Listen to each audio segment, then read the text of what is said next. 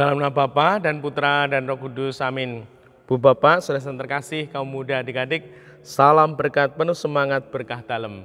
Kembali kita berjumpa dalam renungan harian hari ini Selasa 29 November 2022. Kita akan mengambil dari Injil Lukas bab 10 ayat 21 sampai 24.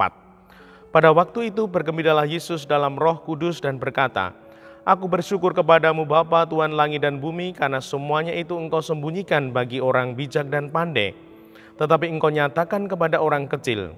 Ya Bapa, itulah yang akan berkenan di hatimu.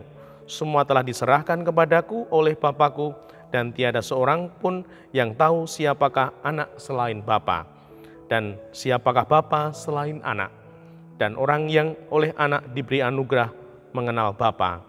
Sesudah itu berpalinglah Yesus kepada murid-muridnya dan berkata, Berbahagialah mata yang melihat apa yang kalian lihat, sebab aku berkata kepadamu, banyak nabi dan raja ingin melihat apa yang kalian lihat, namun tidak melihatnya, dan ingin mendengar apa yang kalian dengar, namun tidak mendengarnya.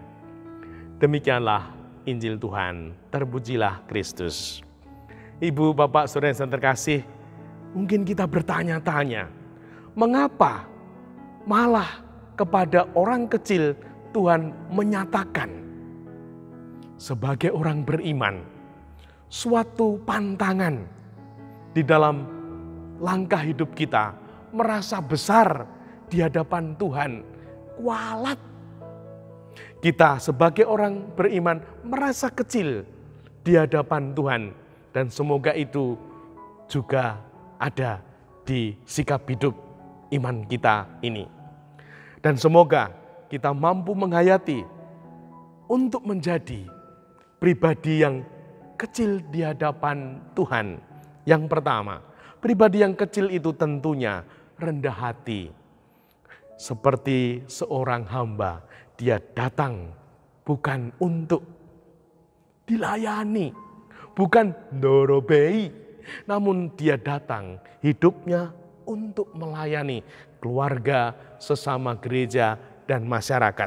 Maka dia tidak sombong, tidak kemaki. Nah, semoga itu juga kita miliki.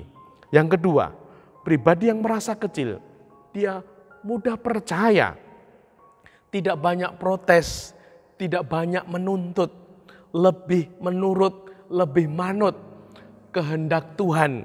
Nah, bagaimana? Apakah kita ini pribadi yang banyak protes, banyak menuntut, apa-apa diprotes, apa-apa dicari salahnya? Nah, itu tanda kita tidak merasa kecil, kita merasa besar, sombong. Nah, semoga kita sungguh mudah percaya, terlebih kepada Tuhan, kepada gereja, dan semoga dengan demikian hidup kita sungguh mewakili kehadiran Tuhan untuk sesama.